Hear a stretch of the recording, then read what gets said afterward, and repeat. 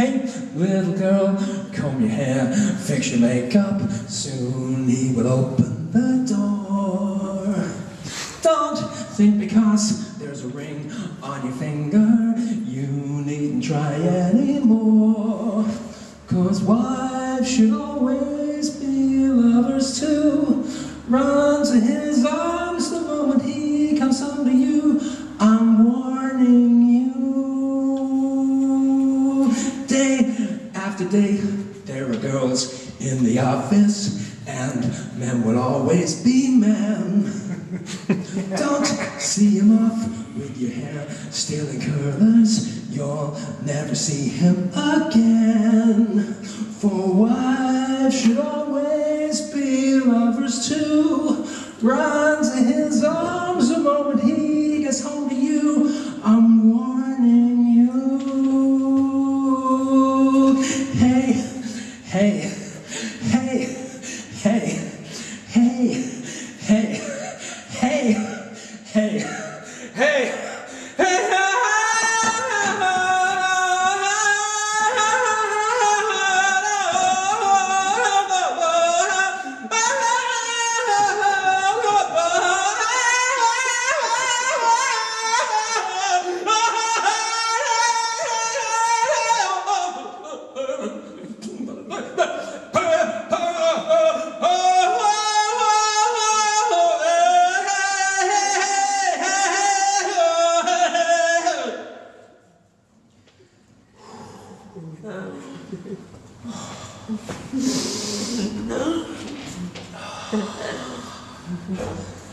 The savagery of the Native American. That was the reason why I was so readily drafted into the armed forces during the Vietnam conflict, from which I was dishonorably discharged for killing people, which is why I thought I was there in the first place. So basically these days you go into a conflict in a foreign country as a soldier, and if you do your job, then you're indicted for it. I was dishonorably discharged from Vietnam.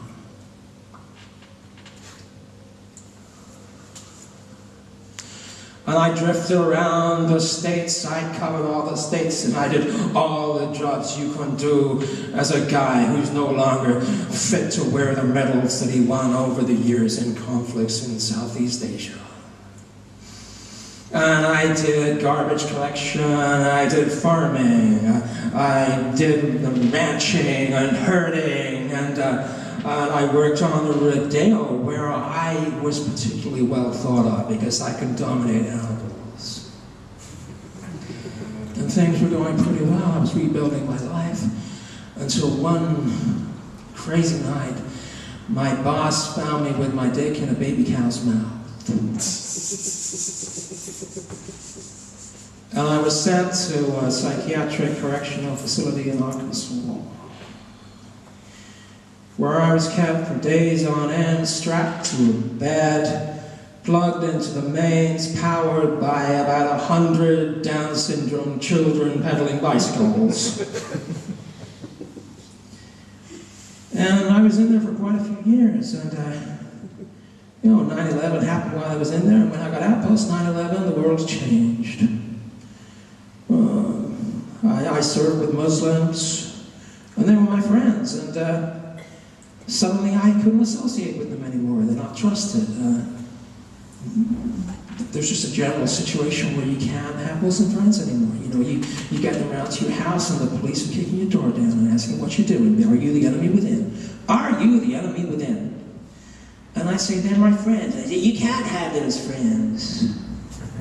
And it got so bad that I came over here. I was born over here, so it was okay to come over here. I just thought the place would be more tolerant, and I'd have a better quality of life, and I could make friends, and I could keep them, and I could associate with whoever I got down where I wanted to, because I thought to make the world a better place.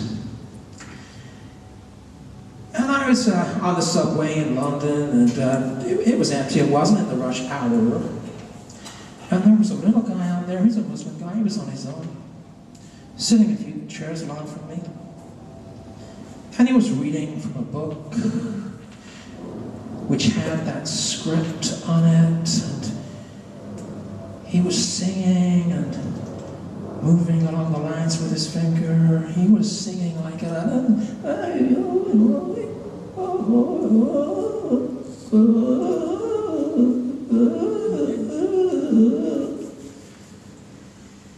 which I thought was wonderful. And I leaned over and I said to the little guy, "Excuse me, sir, what you're doing, is that a reading from your beautiful book, the Quran?" And he said, "No, my friend, it's a Radiohead songbook."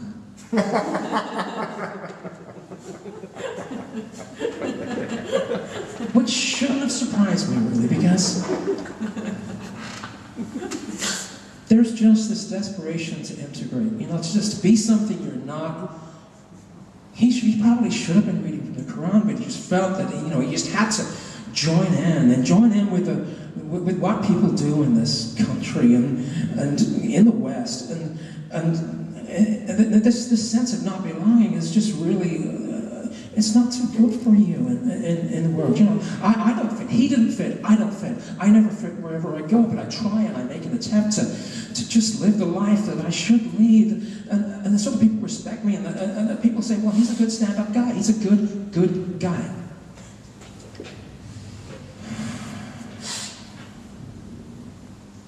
Because I chose London, that's the problem. Because if I'd gone to Liverpool, I would have been in a fellowship there. I could have.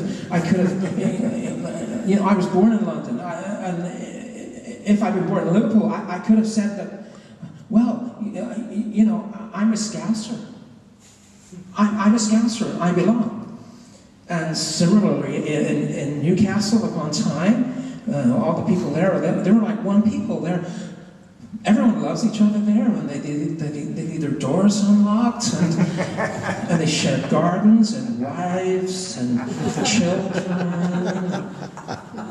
and it's just a much better place. And they say, well, what unites you all? And they say, oh, we're Geordies. We're all Geordies. Which I thought was beautiful, and you don't get that in London. If you're born in London, there's no way you can say you're a Londoner, but anyone living in London can say that they're a Londoner. I was born in London, and I should be able to say, hey, I'm a Cockney.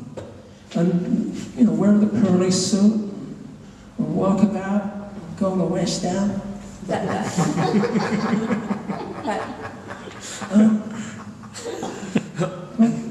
They won't let you, they won't. There's only a certain amount of people that can call themselves Cockneys. You ain't a Cockney. You ain't a fucking Cockney. Cunt. Because to be called a Cockney in London, to be truly called a Cockney, to be able to say, I am a Cockney, and for others to say, yeah, mate, you are a fucking Cockney. To be a Cockney, you have to be born within the sound of your dad fucking your sister up the ass.